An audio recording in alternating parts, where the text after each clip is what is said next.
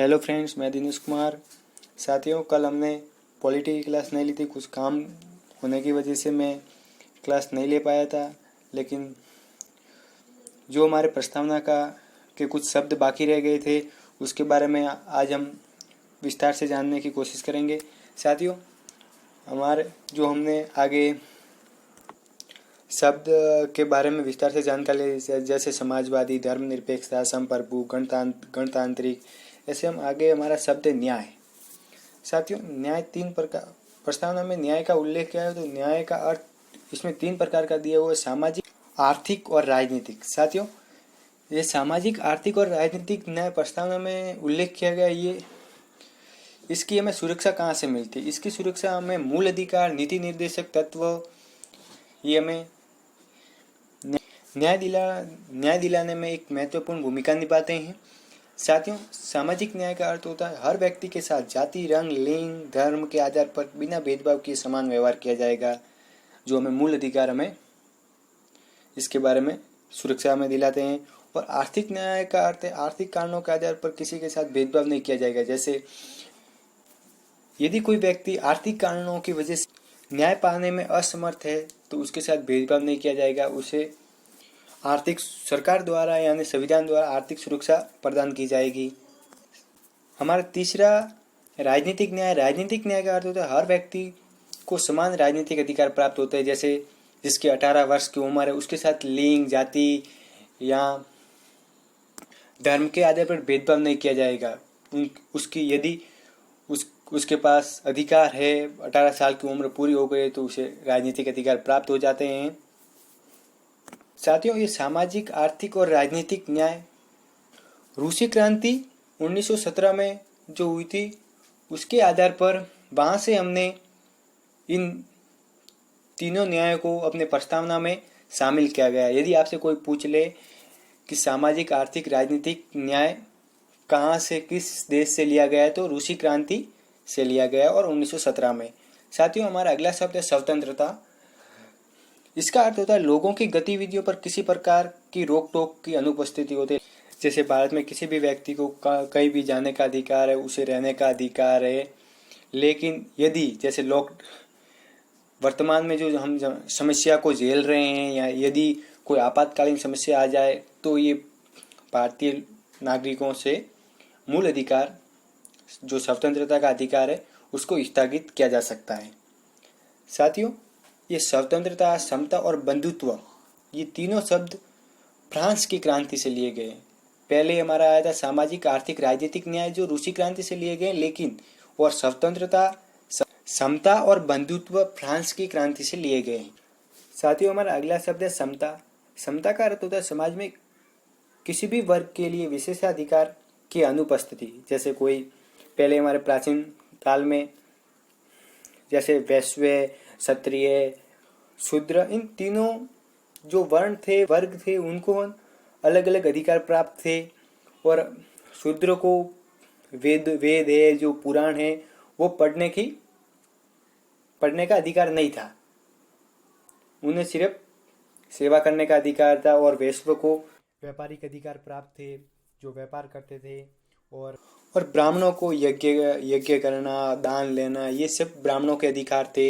लेकिन संविधान अभी हमें किसी प्रकार का भेदभाव किए बिना समान अवसर, समान अधिकार हमें प्राप्त है। साथियों, हमारा अगला शब्द है बंधुत्व।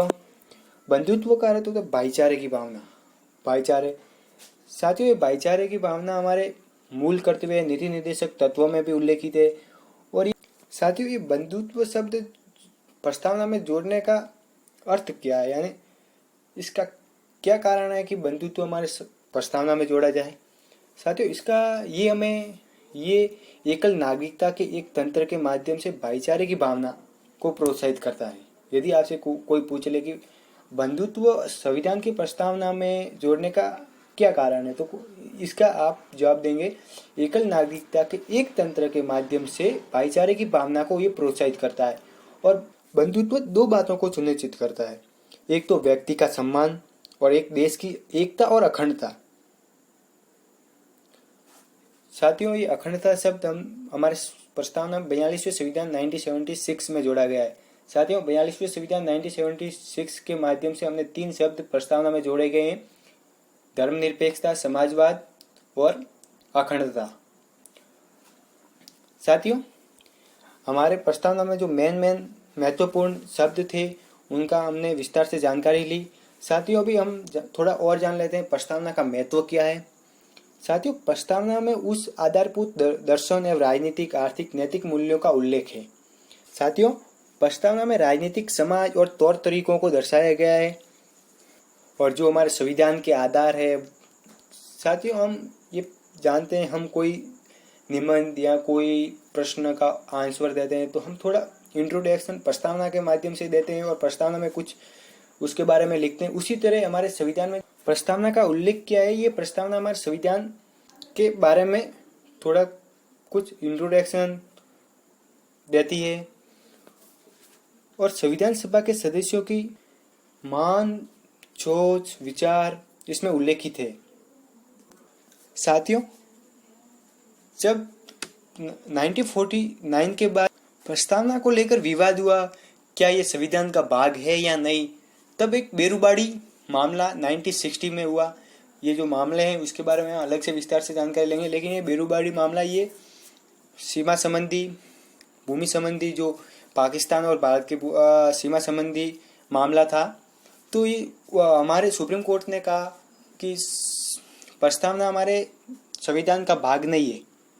लेकिन 1973 में केशवानंद भारती मामला, इसके माध्यम से सुप्रीम कोर्ट ने सुनिश्चित किया कि प्रस्तावना संविधान का एक भाग है, क्योंकि संविधान का आधार प्रस्तावना ही है। लेकिन सुप्रीम कोर्ट ने इसके साथ ये भी कहा ये गैर न्यायिक है।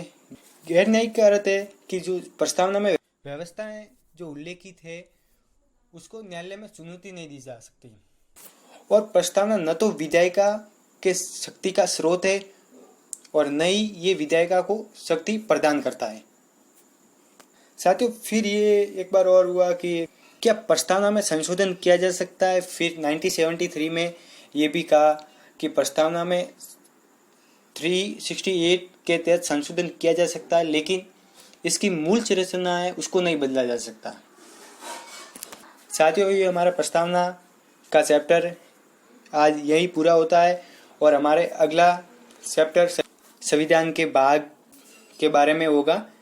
धन्यवाद साथियों।